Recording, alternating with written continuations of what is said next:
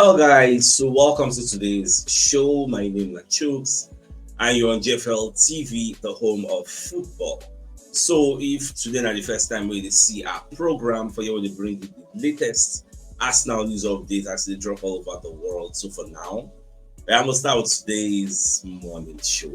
Now, ahead of the match we will play for the weekend. So Ian Wright, Jimmy Carragher, Gary Neville, Roy Keane, everybody they talk about this match we won't play against Newcastle at the St. James's Park. So first off, Ian Wright is going to talk say we need to win at St. James's Park. But before he made this statement, that was not his first prediction. Because as all of them sit down for the gathering, they predict the match. Ian Wright first of all say now draw in the seed there because we have a bad record at the St. James's Park. Our last 3 times we go there, let's say we lose. Our last 3 times. So Eddie Howe, they already study. Besides, we don't get record against Man City, say we are unbeaten against them in so games. And so Eddie Howe, they unbeaten against Arsenal at St. James's Park in so games. So you're right for there, the best last time of see now 1-1. So Roy Keane got a letter and say, if they even see Newcastle blasting us now. In fact, they got a letter and say, if we go there, go draw. You get at the end of the day, we might end up being like 7 points behind Liverpool. If Liverpool beats Crystal Palace, because now we are 5 points behind. If Liverpool beats Crystal Palace and they are 8 points ahead, who can go draw? -1 point, it's going to be 7 points behind. Just 6 games into the season. You know good. So you're right, because I say, we guys go there, go we know. That's how that thumbnail came to be. Now, when you read the entirety of the reports from TBR, they say after hearing Wright's own original 1-1 shout, Gary Neville was quick to remind his former Arsenal rival that his side would then be 7 points behind leaders Liverpool, providing they won against Crystal Palace. So replying to Wright, Neville said that means we'll be 7 points behind Liverpool. So then, reconsidering his position, Wright now replied, you know the thing is, we have to win it. So I'm going to change. I have to change. I have to go for an Arsenal win. Unfortunately for Wright, Roy Keane wasn't in agreement and ended up choosing a narrow win for Newcastle side 2-1. I would say Roy Keane. So after, and although Wright's original prediction for the game would be 1-1, Roy Keane ended up locking a 2-1 win for Newcastle. Now, here is this thing now. You see this game, the expectation for a lot of pundits, many people will say, Arsenal are going to St. James's Park to go and get slaughtered. So they go finish Arsenal for there. That is the expectation. Nobody expects us to go there and win based on our antecedents, based on historical data, based on what we don't do there in the past 2-3 visits. But I think people are going to be seen like a shock. They are in for a rude awakening. I don't say we will go there beat Newcastle, because for me, I feel the fear factor is not there. You get what makes St. James's Park is no longer there, and that is the electric performance of Isak for me personally. And apart from that, apart from the fact say Newcastle are somewhat significantly weakened, we can't significantly upgraded. I don't really get the point. Newcastle lost somebody. We'll be like their star boy. It's just like when we lose Bukayo Saka. You know how we will feel like Saka no deal. Newcastle are going to everly feel the absence of that Isak. Whereas we don't get many people who don't join us when they we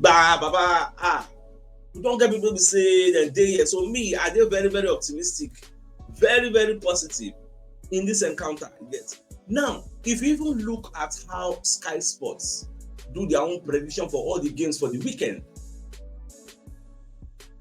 when you check Sky Sports prediction, because I check all the games, I can focus on Liverpool game and Arsenal game. So first off, they call the talk say for the Liverpool, then they see a 1-1 draw. You see, just like the narrative or the expectation is that Arsenal will go to St. James's Park and go and draw points.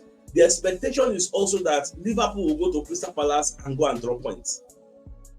Because of their own antecedents. The last time they don't play Crystal Palace, they don't like say Crystal Palace don't understand how to play this Liverpool. And Crystal Palace are unbeaten in so many games at the Selhurst Park.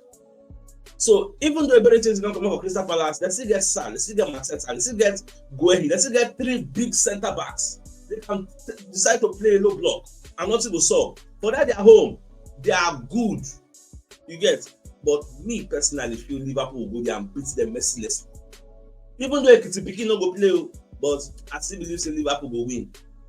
That one no mean say Crystal Palace don't pick on their points, because all the points why they talk about that Liverpool game, they expect Liverpool to go there and drop points. That's why Anslot they vex for Ekiti, because that is a big game away from home.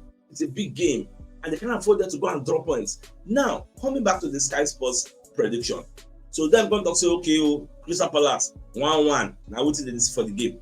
Now for our own, they're going to say Newcastle versus Arsenal. The expectation in this match is that Newcastle is going to beat Arsenal 1-0. Yes. So now be their own analysis. I'm not going to lie. Many pundits share the same thing. Now, we will see how the match will go. Should be now with this weekend, not be on Sunday. We will see how everything will go. Now, Jimmy Carragher, when they respond to that press conference we Arteta do, nobody Carragher even got a Neville of them. But when they respond, you know, Arteta the talk say, how do you play a Man City game? People say you apply the handbrake, but the word handbrake and the word dominant, because they say we were dominant, everybody agrees that we were dominant, we dominated Man City, nobody will deny that. Now, in that second, people say we apply handbrake. I think I'm going to say the word handbrake and the word dominance are two opposite words. They cannot be in the same sentence, in the same line of action. You can't say somebody dominated and at the same time you say the person applied handbrake. Which is it? It has to be one. It is either you dominated or you apply handbrake. You can't do the two. You can't play a low block and be attacking. You know, make sense. That is Arteta's defense. You get? Now, Carragher can they extend them? Can they talk another even different? They say, you know, agree with the things say Arteta talk. Say, for example, the team Arteta set up. Say, first of all, Arteta talk say we have a goalkeeper who is one of the most attacking goalkeeper in the league. Who's denying that? Brian is very proactive. They add to our attack. Why? So that's not up for debate. Then he mentioned something about his fullbacks, and I thought that's not right. Now, what we'll see waiting Carragher they talk about our fullbacks. Carragher say Arsenal's fullbacks are centre backs. I played in a back four under Gerard Houllier. It was 4 centre backs. That's not far away from what Arsenal have got. Now, Moko analyze this particular one more unpacker. Is it true that Arsenal are playing 4 centre backs? That's not true. If you say me, I did for the room with Carragher, but ask him, when was the last time Timber played centre back for Arsenal? When was the last time Calafield played centre back for Arsenal? If he really believes, say, we will use our back line now, we will use 4 centre backs. I go ask him, is Timber primary role at Arsenal a centre back or a full back? If he's a full back, in that full back duty, is his primary role part of the attacking or more of a defensive? Like, does he join the attack or is it static? They ask him, don't go forward, just stay back. These are questions when people put up opinions, regardless of who they are, regardless of their popularity, their fame. You challenge it. You don't just take it hook, line, and sinker. So, the right was there. Because now for the overlap show, they will do all those things. The right was there, the Neville was there, Roy Keane was there. Nobody said anything. So, me, when I read them, I say, make I even ask you now, do you subscribe to that line of thoughts that we are using 4 centre backs? Even though, because of versatility, Timber can play centre back. Yes, no doubt. Calafield can play left-sided centre back. Yes, no doubt. But would you now say, because of versatility, you say we are playing 4 centre backs? I tend to disagree with that. Honestly, I don't buy that argument there. So, Naimbi Jimmy Carragher say when they talk, say Arteta know they talk true. Say na defensive mindset. Now, he also mentioned Martin Zubimendi, okay, a crazy player in the number 6. He then talked about a white player playing centre forward last season. He was almost trying to argue against it, but wasn't making really Arteta know they make any sense. For me, I don't understand this obsession with Arteta. Don't really understand it. Look at Roy Keane. Look at Gary Neville. People will talk say that they predict Arsenal win the league this season. But at the end they don't say Arsenal will lose. If you really want us to win the league, because I watched that overlap show, they were saying Arteta should not take it that we are against Arsenal. No, after all, I predicted that Arsenal will win the league. Roy Keane, you too, you predicted Arsenal will win the league. So we have best interest of Arsenal at heart. That's not true. The only reason they want us to win the league is so that Liverpool will not surpass the legacy of Manchester United. I think they are both neck and neck for the people that how many times actually they don't win. So let's really call it spade a spade. And when all these people, former players, they analyze Arsenal, understand that it's not from a position of accuracy, objectivity, and fairness. There's this subjective bias, even though they don't want to agree. But that bias is rooted deep in their medulla oblongata. They may not even know when they do this subconscious bias. So that's just the way it is. Now, moving forward, we're going to see another report. Says Sergio Busquets won't retire from football. Sergio Busquets retires from professional football at the end of MLS season. A decision made by the Spanish midfielder who's living in Miami and professional football in October. The legend and icon of the game. Now, you see this guy won a lot. Like when I say somebody won a lot, he won a lot of laurels. I'm looking at 9 La Liga titles, 3 Champions League titles, 7 Copa del Rey, 7 Super Copa de España, then 3 times Club World Cup, UEFA Super Cup, Euro. As in, when the early days, when I watched the Xavi, Iniesta, Busquets for in position, at that time was the best in the world. If not one of the best, the guy is too good. Even though that 30 minutes of that year will get based on banter level and to back at the guy, he had a stellar career. The guy did so well for himself. At some point, they will rule the world with Pep Guardiola. When they win, when I have 30 times, they will do it. I would say the rule, the guy really like his footballing career was perfect. He did so well. I did very, very proud of him. So, well, now we see on the retire, one of the greatest players. I'm privileged to at least have seen him play. Now, away from that, so what do you say? William Saliba's Real Madrid priority targets. Saliba was Real Madrid's priority targets for the centre back position. Yeah, so the news that he will extend his contract at Arsenal was seen as a setback for Real Madrid. They're not really happy. So Saliba will extend in contract because they get high hopes. You know, say Mbappe, the reason I'm injured, maybe then Mbappe say no, will join. Mbappe can't change their attention to Ibrahim Konate. So even Fabrizio Romano said post-time Saliba's decision to sign a new deal at Arsenal was a shock, expecting the move. Yeah, so Arsenal don't lock Saliba, and that's the right way, that's the right thing to do. I just did very, very. Now, away from that, so Paul Messi himself, when he predicts Mikel Arteta will drop X Factor player against Newcastle. So this Newcastle match, now very, very big match. Yes, everybody will talk about it. So Paul Messi has predicted that Arteta will drop X Factor Arsenal star ability. Say Arteta no go play very easy. So that what they expect for this Newcastle match. Say no go one player. Now you can say if not him, say he go play Bukayo Saka, very easy, and Victor Bukayo as the front three. But I don't think Arteta will do that. If I'm being honest, he was telling Busquets that I have a feeling Martinelli will start instead of Eze. He's a disciplined player and can be useful with his pace, but Eze is the X factor. He can unlock defenses like he showed it against Manchester City. See, honestly, I don't really think Arteta will start Martinelli because Arteta don't talk about press conference. Say what Martinelli they do needs consistency, which means he needs to still come more from the bench and impact games. Martinelli and Trossard don't turn to impact subs, whether they come from the bench. Eze has to start. There's no why you don't need the Babalawo to tell you. Eze has to start. Odegaard has to start because this match we need a lot of creativity, a lot of it. Because this Newcastle way they see so, and they pray make them come outside though. And they pray make them come outside. Make the match sweet. Make them come outside. Saka day. Most of all those times when they just say we want to send this back, we didn't win. Saka no dey some of those games.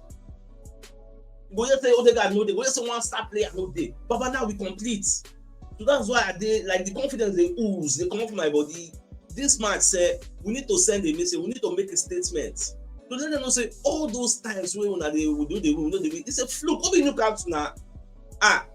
We can't see the narrative. Imagine the agenda. Look at the narrative everywhere. Look at the expectation. We cannot go to St. James's Park and win. Haba, we need to change that narrative. history needs to be rewritten. So now what we need to do here? So what's in medicine they talk? None of us know what Arteta will choose. We are all projecting. We are all speculating. Me, I don't put out my own formation yesterday. Mercy now they talk your own. You SEPT they talk your own. Now when did they reach 1 hour to the game? Lineup will fall out. We'll see. What in Arteta want really do? Whether I'm Martinelli, because I'll be highly surprised if I see Martinelli in that lineup. Now, Merson believes his former club Arsenal will drop more points at St. James's Park amid their Premier League title fight with Liverpool. According to him, Newcastle always turn up against Arsenal. The fans at St. James's Park are always good, but they just get a bit more electric in this fixture. I don't know, they just get ginger. I know that when they see us, their head will stand. Arsenal have lost their last 3 games here. They're there. So this is a tricky game. That's a fact. That's why I say we need to rewrite history. Now, you can say if Liverpool draw against Crystal Palace, Arsenal no go mind to go there, go draw. But if Liverpool go win, then this game automatically falls into the must-win category, which is why Ian Wright say, "Oh my God, win this game." When you now look at Arsenal, they would have faced Liverpool, Man City, Newcastle, Manchester United after this weekend, and if them beat this Newcastle, the games second day for our front now easy games. Whereas Liverpool now will come and face their own tough games. So we need to start the winning from this one. Now, say, imagine spending big money and you are not beating any of all these big sides. Is that progress? Is that improvement? Arsenal have a good run of fixtures coming up after this game, but if you don't beat Newcastle, you are basically entering that run with an 8-point lead to chase down. If you are a team in the title race, you don't want to be playing catch-up when these easy fixtures come along. You want to use them to get away from other contenders and kick on instead. Arsenal must not sit back in this game. I agree. Because if they do that, Newcastle will score. We saw how Newcastle gave Liverpool a strong fight to just 10 men at the St. James's Park earlier this season. Liverpool were very fortunate to come away. See that Liverpool, That Liverpool emotions were high. Based on the issue between Liverpool and Newcastle, the Isak matter. So even Gordon talk before the game say, "Oh man, Liverpool they go collect," and they go let them know. So now then they destabilize their own team. It's there in the public domain. So that match, an emotional match. The red card comes Scotland. I will tell you for free, if it be that red card, I was seeing a Newcastle win because Newcastle really come aside. Now that enthusiasm, that ginger, that emotional connection will not be there against us because we don't do them any bad. Even though on paper, the squad they Newcastle go play against us is stronger than the squad they face Liverpool. Antonio Gordon was playing 9 against Liverpool. Now we have a Nick Volterman, the Giants, playing against us. Now that emotional team where they destabilize and they cloud their judgments, they are stable now. You get? So they go play easily with us. But on paper, we are facing the strongest one. But when it comes to that emotional ties, Liverpool face an emotionally charged Newcastle side. Yeah. So this match, all things being equal, we said we don't strengthen. Don't forget, we said we don't strengthen. And for the first time in a long while, we are going there with a strong squad. Our defense is sound. Magalhaes and Saliba day, attacking wise, Saka day, Odegaard day, everybody. In fact, Arteta is spoiled with options. So I don't really fear against. We are going there with a full squad. Why can't we win? If they want it physical, we did. If they want more play me, I play you. If you go win, we did. Any which way they want, and we did. So I know for when match starts, we'll see how it will be. Chris Sutton himself, when they talk about this match, when they highlight a key issue, at him they prefer the winner, or they predict rather the winner of this match. Now, Eddie Howe has had the better of Arteta. Everybody know this one. Everybody they talk about. Nobody will analyze this particular match when they will talk say Eddie Howe has had the better of Arteta. Now, according to Chris Sutton, the attacking talents of Bukayo Saka and Eberechi should be enough to hand the Gunners the victory in the Northeast, which is what I think too. Chris Sutton predicts Arsenal to beat Newcastle in this particular game. He believes Arsenal will be triumphant, but only if Arteta decides to take off the handbrake and go for it.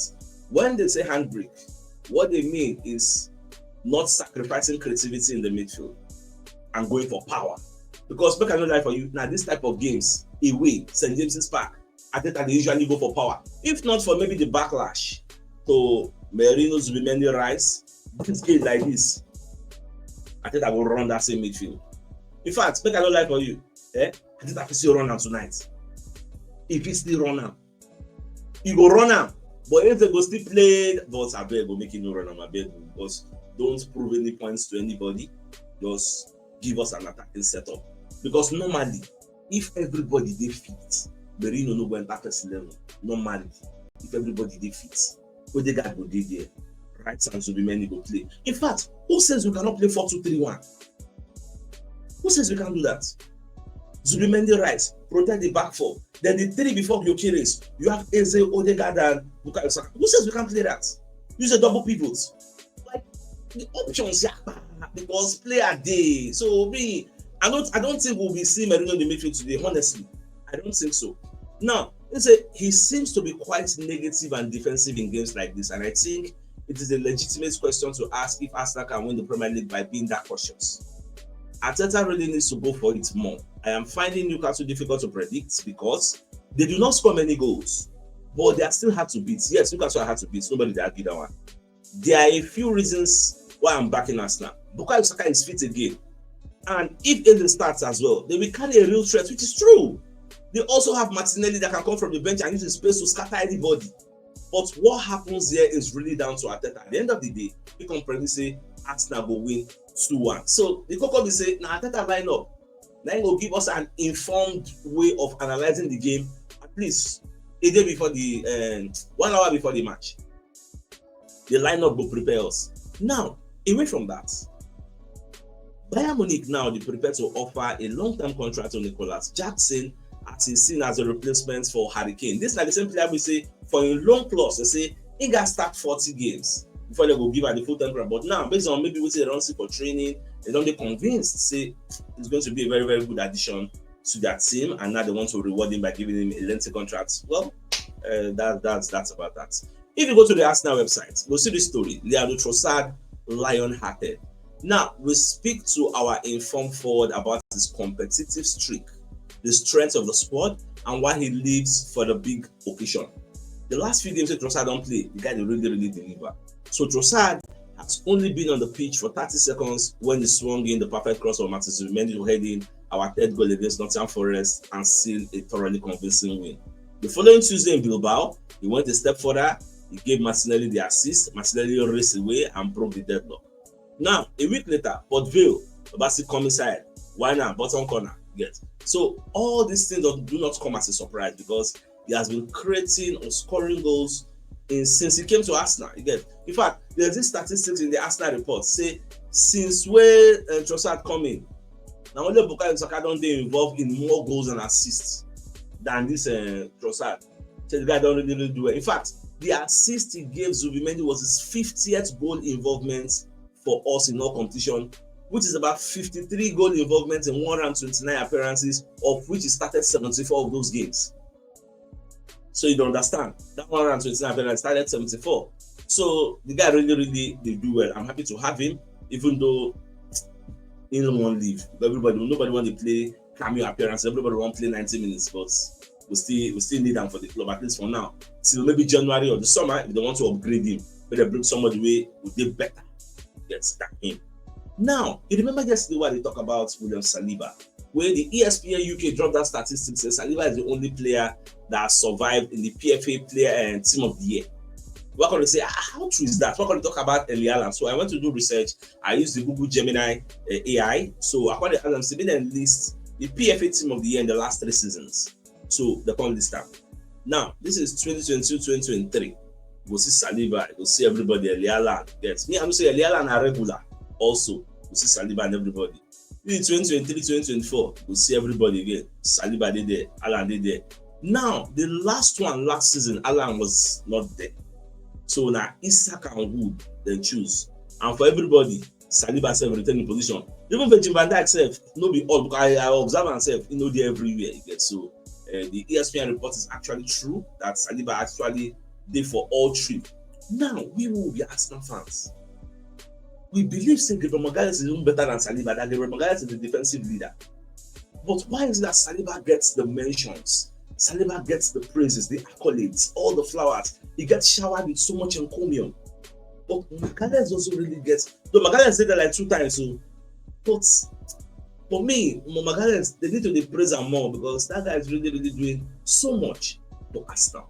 Now, today is the birthday of Busquets, so I'm happy for him. We wish him all the best life has to offer. So he's just turned 19. He's still a small boy. He gets so with so much bright future ahead of him. Now, let's bring a message from one of our sponsors powering today's video, Mobile World Associates and Co Limited. They're into construction services, dredging, canalization, real estate, and shore protection works. They're also into mechanical and fabrication services and procurement services nationwide. So if you want to reach out to them, call them on +234 8064642234, and they're located at number 7 Ekeniwa Road, Orazi, opposite St. Stephen's Anglican Church, Port Harcourt. So if you're interested in any of their services, please do reach out to them. So the biggest news of the day, let me the fact say, yeah, right, it talks say Arsenal need to go to St. James's Park and beat Newcastle. It gets very, very important. So with that being said, I think it's 5 days for us to call the show and it's like come your way later in the evening to give you the evening news. So then thanks for tuning in. Enjoy the rest of your day. Not get mouse. All right, guys. Ciao.